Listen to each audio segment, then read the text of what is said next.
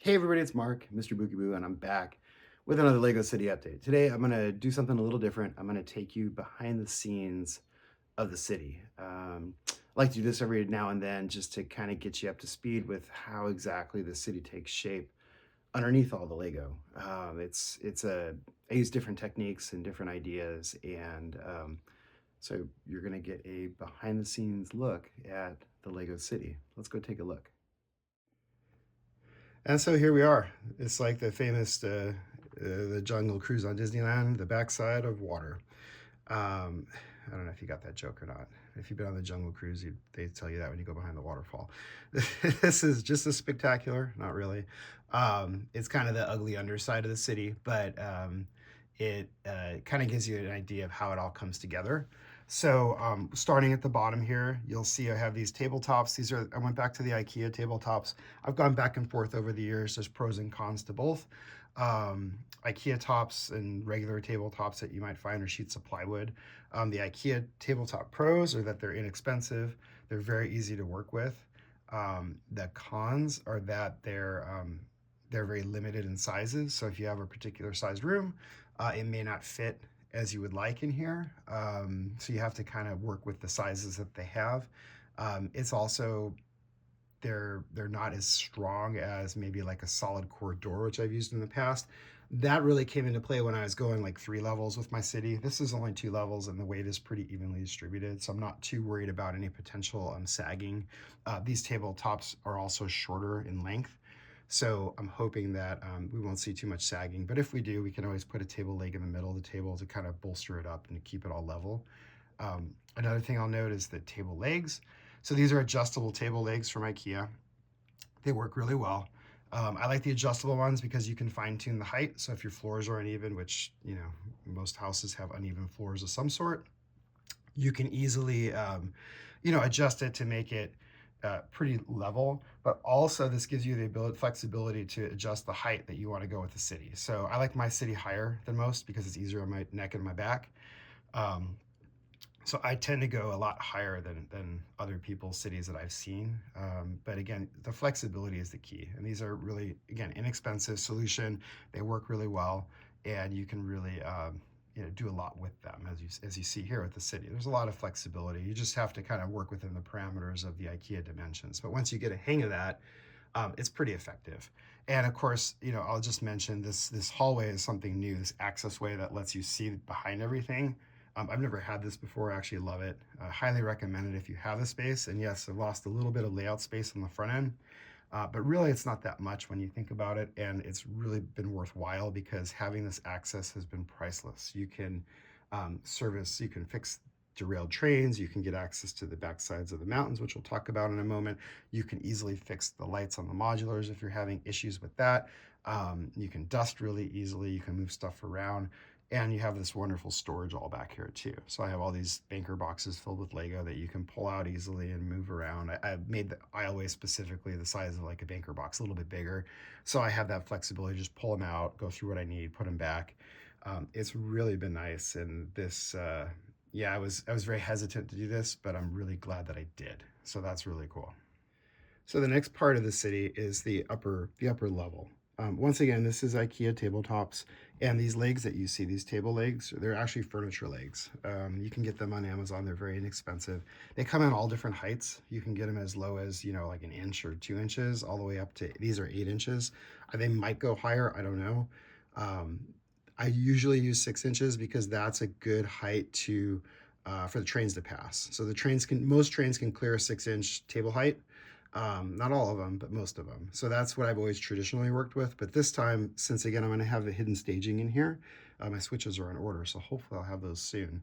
I wanted a little extra height, so I pushed it to 8 inches. I actually really love it because when you look at the city from the front, and I'll show you that in a few moments, it gives you just more height, more depth. It really works, and it's not too high because there's a kind of a sweet spot where you can get either too low and where it's not effective, and too high where it's just kind of looks funny. But I feel that between 6 to 8 inches of height seems to be just right, at least for my experience.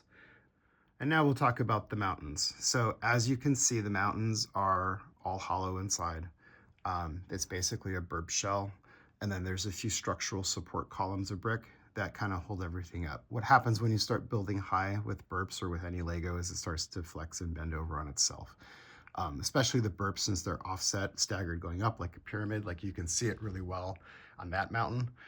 What happens is, again, they just kind of start to curve under. Now, if you're doing a side on it, that actually is really good because that'll support it really well. But still, you kind of need to think about the middle.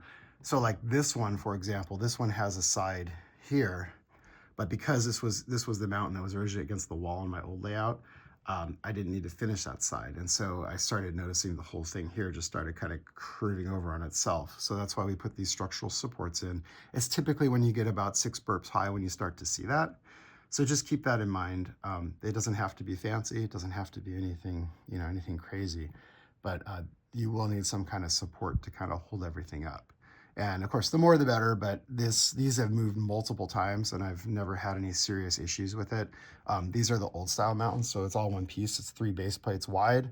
And as you can see, it's actually pretty darn tall. So if you do it right and you're careful, you can move these pretty easily without any issue.